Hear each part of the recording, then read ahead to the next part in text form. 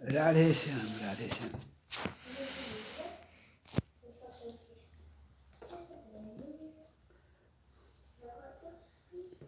राधा सर्वेश्वर भगवान की जय। श्री कृष्ण परमात्मा परब्रह्म। अब मालिनी छन्दमा लेखेको एउटा कविता, म कविता मन नपर्ने कलाई होला, मेरो प्रिय बाबु केशव शरणलाई पनि कविता पक्कै मनपर्छ। हरि हरि निशिदिन स्तुति गाई ईशको ध्यान गर्थिन्, झनन झनन वीणा गानको तान भर्थिन्, नयन रसिक पारी अश्रुधारा बहाई स्तवन दिनहुँ गर्थिन् लोक कल्याणकारी।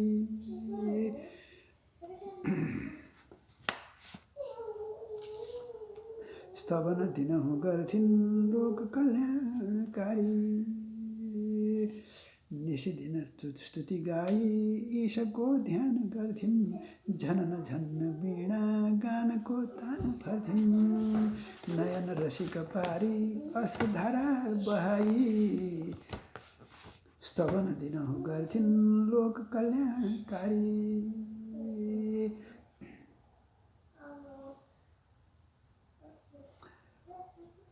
न त मृग नयन हात्ती किन्नरी वा परी हुन्, अघटित घटनाको दृश्यको कोर्न सक्लान्, झटपट अघि आई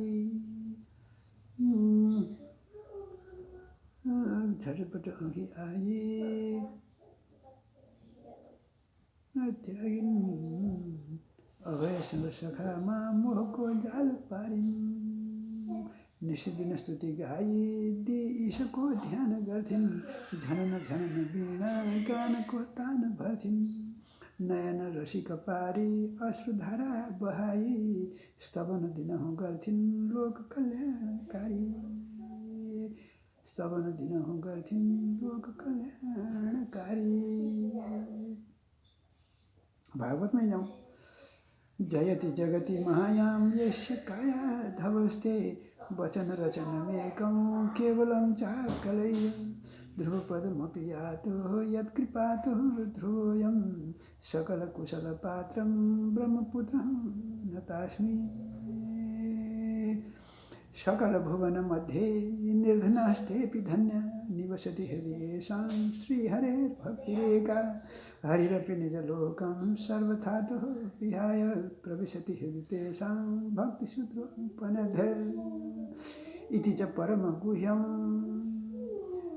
परमगुह्यं सर्वसिद्धान्तसिद्धं, सपदि निगदितं ते शास्त्रपुञ्जं विलोक्य, जगति सुखकथातो निर्मलं नास्ति किञ्चित्, पिब परसुखहेतो द्वादशस्कन्धसारम्,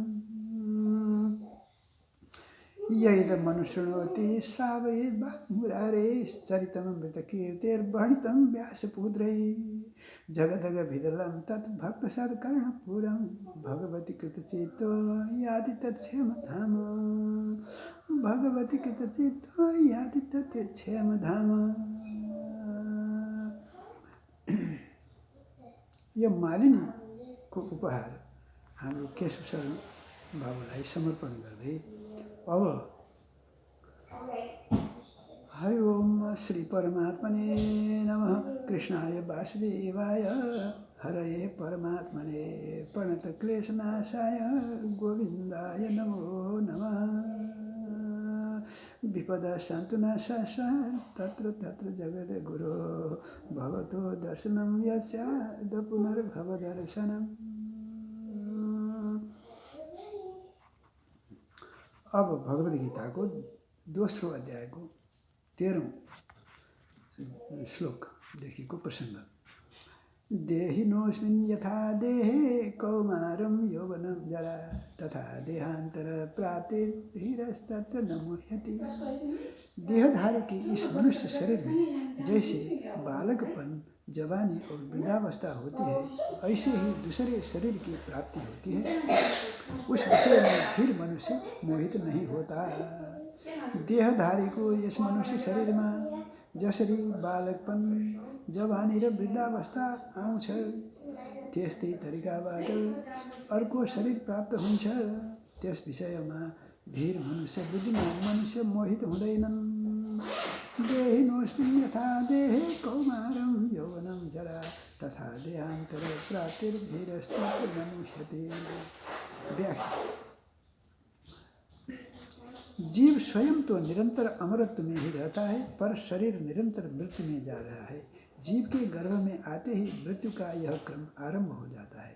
गर्भावस्था मरती है तो बाल्यावस्था आती है, बाल्यावस्था मरती है तो युवावस्था आती है, युवावस्था मरती है तो वृद्धावस्था आती है, वृद्धावस्था मरती है तो देहांतर अवस्था में आती है, अर्थात दूसरे जन्म की प्राप्ति होती है। इस प्रकार शरीर की अवस्थाएं बदलती हैं, पर इसमें रहने वाला शरीर ज्यों का त्यों रहता है। कारण यह है कि शरीर और शरीरी दोनों के विभाग ही अलग अलग हैं। अतः साधक अपने को कभी शरीर न माने। बंधन मुक्ति स्वयं की होती है, शरीर की नहीं। जीव स्वयं निरंतर अमरत्व में रहन्छ, परंतु शरीर निरंतर मृत्यु में गइरहेको हुन्छ। जीव गर्भ में आउँदा नै मृत्युको क्रम प्रारम्भ हुन्छ, अर्थात् जन्मसँगै मृत्यु पनि प्रारम्भ हुन्छ, सँगै आउँछ। गर्भावस्था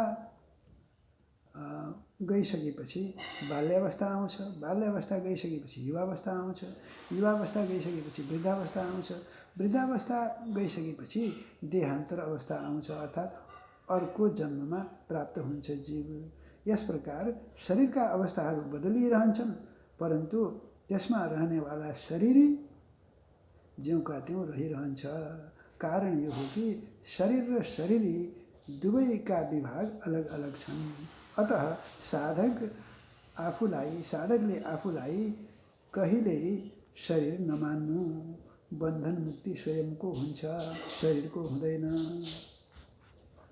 मात्रा स्पर्शास्तु कौन्तेय शीतोष्ण सुख दुःखदा आगमापायिनो नित्यस्तां स्थिति इच्छसो भारत।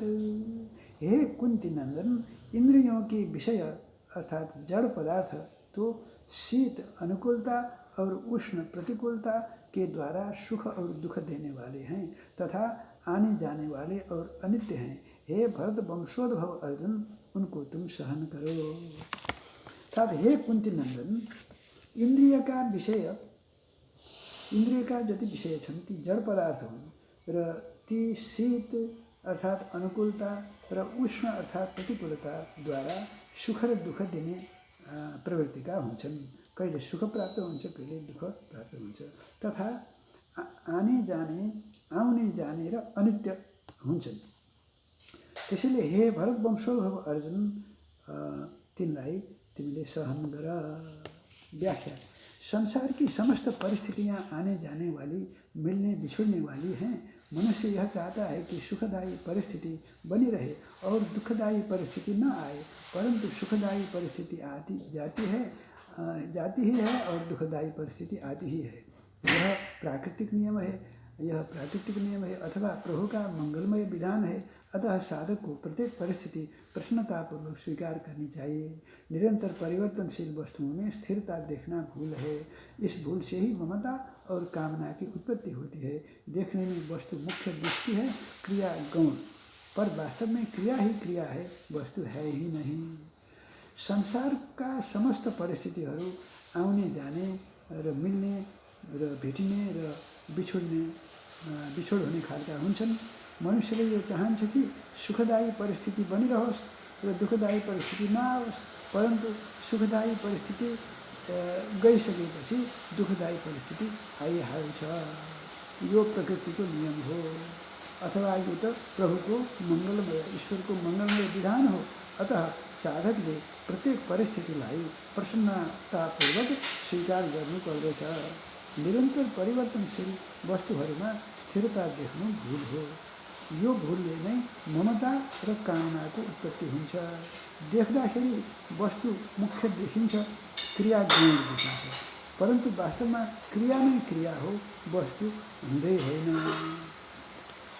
यम हि न व्यथयन्ते ते पुरुषं पुरुषर्षभ समदुःख सुखं धीरं सोमृतत्वाय कल्पते।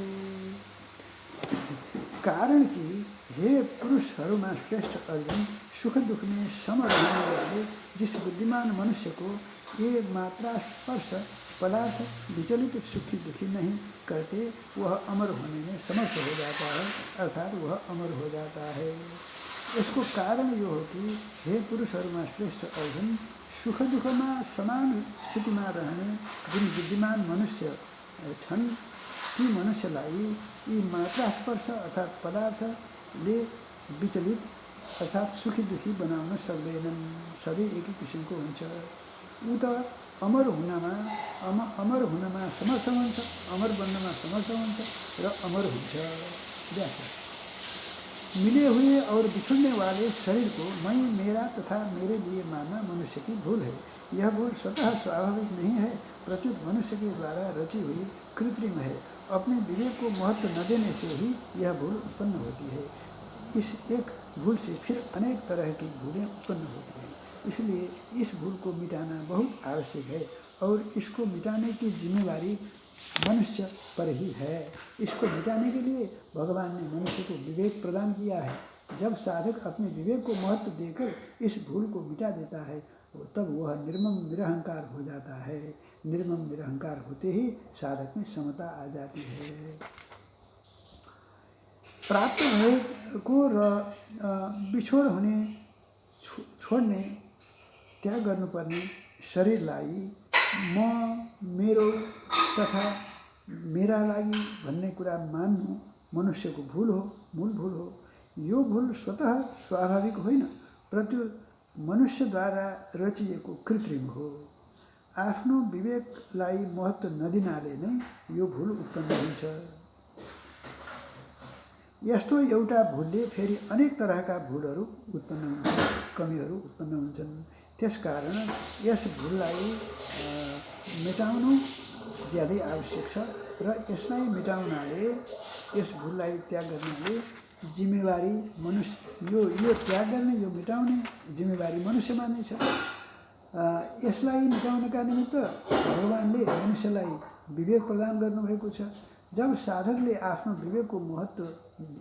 विवेकलाई महत्व दिएर यस भूललाई मेटाउँछ, तब ऊ निर्मम निरहंकार हुन्छ। निर्मम निरहंकार हुनासाथ साधकमा समता आउँछ। न सतो विद्यते भावो न भावो विद्यते सतः, उभयोरपि दृष्टोऽन्तस्तत्त्वदर्शी। असत त भाव सत्ता विद्यमान छैन, असतको त भाव अर्थात सत्ता विद्यमान छैन र सतको अभाव विद्यमान छैन। तत्त्वदर्शी महापुरुषहरूले यी दुवैलाई तत्त्व देखे अर्थात अनुभव गरे। असत्व भाव विद्यमान नहीं है और सत का अभाव विद्यमान नहीं है। तत्वदर्शी महापुरुषों ने इन दोनों का ही तत्व देखा अर्थात अनुभव किया है। व्याख्या। दो विभाग हैं, चेतन विभाग है और जड़ विभाग नहीं। परमात्मा तथा संपूर्ण जीव चेतन विभाग में हैं और संसार शरीर जड़ विभाग में है। जड़ और चेतन दोनों का स्वभाव परस्पर विरुद्ध है। यह नियम है कि परस्पर विरुद्ध विश्वास एक साथ नहीं रह सकते। इसलिए है पर विश्वास होते ही नहीं का विश्वास निर्जीव हो जाता है और नहीं से विश्वास उठते ही है का विश्वास सजीव हो जाता है। सच्चा साधक एक है सत तत्व के सिवाय अन्य असत की सत्ता स्वीकार ही नहीं करता। अन्य की सत्ता स्वीकार न करने पर साधक में स्वतः है की स्मृति जागृत हो जाती है। है की स्मृति से साधक की साध्य के साथ अभिन्नता हो जाती है। कोई मनुष्य नहीं को कितनी ही दृढ़ता से स्वीकार करे, उसकी निवृत्ति होती ही है, प्राप्ति होती ही नहीं। परंतु है को कितना ही अस्वीकार करें, उसकी प्राप्ति ही होती है। उसकी विस्मृति तो हो सकती है पर निवृत्ति होती ही नहीं। अतः एक सत्ता मात्र है के सिवाय कुछ नहीं है। यह सार बात है जिसका महापुरुषों ने अनुभव किया है। संसार में अभाव ही मुख्य है, इसके भाव में भी अभाव है, अभाव में भी अभाव है, परंतु परमात्मा में भाव ही मुख्य है। उनके अभाव में भी भाव है, भाव में भी भाव है। संसार दिखे या न दिखे, मिले या न मिले, उसका वियोग ही मुख्य है। परमात्मा दिखें या न दिखें, मिले या न मिले, उनका योग ही मुख्य है। संसार का नित्य वियोग है, परमात्मा का नित्य योग है। अब द्विविभाग छन् चेतन विभागले हो भन्छ र जड विभागले होइन भन्छ। अर्थात् हो र होइन भन्ने दुईटा विभागहरू छन्। परमात्मा तथा सम्पूर्ण जीव चेतन विभागमा पर्दछन् र संसार शरीर जड विभागमा पर्दछन्। जड र चेतन दुवैको स्वभाव परस्पर विरुद्ध छ। यो नियम छ कि परस्पर विरुद्ध विश्वास एक साथमा रहनै सक्दैन। यसकारण हो माथि विश्वास हुँदा साथ होइनको विश्वास निर्जीव हुन्छ र होइनबाट विश्वास उठ्दा साथ हो भन्ने विश्वास सजीव हुन्छ। सच्चा साधक त एक हुन्छ, अर्थात् सत तत्त्वका सिवाय अन्य असतको सत्ता स्वीकार नै गर्दैन। अन्यको सत्ता स्वीकार नगरेपछि साधकमा स्वतः हो की स्मृति जागृत हुन्छ। हो की स्मृति हो भन्ने स्मृतिबाट साधक को साध्यका साथ अभिन्नता हुन्छ। कुनै मनुष्य होइनलाई कुनै मनुष्यले होइन भन्ने कुरालाई कति पटक दृढताले स्वीकार गरोस्, उसको निवृत्ति हुन्छ नै, प्राप्ति हुँदैन नै। परन्तु हो को कतिपल्ट अस्वीकार गरोस्, त्यसको प्राप्ति नै हुन्छ र त्यसको विस्मृति त हुन सक्छ, परन्तु निवृत्ति हुँदैन। अतः एक सत्ता मात्र हो का सिवाय केही छैन। यो सार कुरा हो जसलाई महापुरुषहरूले अनुभव गरेका छन्। एक सत्ता मात्र हो का सिवाय केही पनि छैन। यो सार कुरा हो जसलाई महापुरुषहरूले अनुभव गरेका छन्। संसारमा अभाव नै मुख्य हो। यसको भावमा पनि अभाव छ, अभावमा पनि अभाव छ, परन्तु परमात्मामा भाव नै मुख्य हुन्छ। उहाँको परमात्माको अभावमा पनि भाव छ, भावमा पनि भाव छ। संसार देखियोस् या नदेखियोस्, मिलोस् या नमिलोस्, त्यसको वियोग नै मुख्य छ। परमात्मा देखिउन् या नदेखिउन्, मिलुन् या नमिलुन्, प्राप्त होन् वा नहोन्, उनको योग नै मुख्य छ। अर्थात् संसारको नित्य वियोग छ, परमात्माको नित्य योग छ। संसार भनेको वियोग हो, परमात्मा भनेको योग हो। हो भन्ने कुरा परमात्मासँग सम्बन्धित छ, होइन भन्ने कुरा जडसँग। अविनाशी तु तद्विद्धि येन सर्वमिदं ततं विनाशमव्ययस्यास्य न कश्चित् कर्तुमर्हति। अविनाशी तु तद्विद्धि येन सर्वमिदं ततं विनाशमव्ययस्यास्य न कश्चित् कर्तुमर्हति। अविनाशी तो उसको जान जिससे यह संपूर्ण संसार व्याप्त है। इस अविनाशी का विनाश कोई भी नहीं कर सकता। अविनाशी त्यसलाई जान जसबाट यो सम्पूर्ण संसार व्याप्त छ। यस अविनाशीको विनाश कसैले गर्न सक्दैन। व्याख्या: जिस सत्तत्व का अभाव विद्यमान नहीं है वही अविनाशी सत्य है, जिससे संपूर्ण संसार व्याप्त है। अविनाशी होने के कारण तथा संपूर्ण जगत में व्याप्त होने के कारण उसका कभी कोई नाश कर सकता ही नहीं। नाश उसी का होता है जो नाशवान तथा एक देश में स्थित हो। जुन सत्तत्व को अभाव विद्यमान छैन त्यो अविनाशी तत्व हो। जसबाट सम्पूर्ण संसार व्याप्त छ, जसले सम्पूर्ण संसारलाई व्याप्त गरेको छ, अविनाशी हुनाको कारण तथा सम्पूर्ण जगतमा व्याप्त हुनाको कारण त्यसलाई कसैले नाश गर्न नै सक्दैन। नाश त्यसको हुन्छ जो नाश जान्छ तथा एक देशमा स्थित हुन्छ, त्यसको मात्र नाश हुन्छ। सर्वव्यापीको नाश हुने कुरै भएन। यस अंशमा यही 17 श्लोक छ।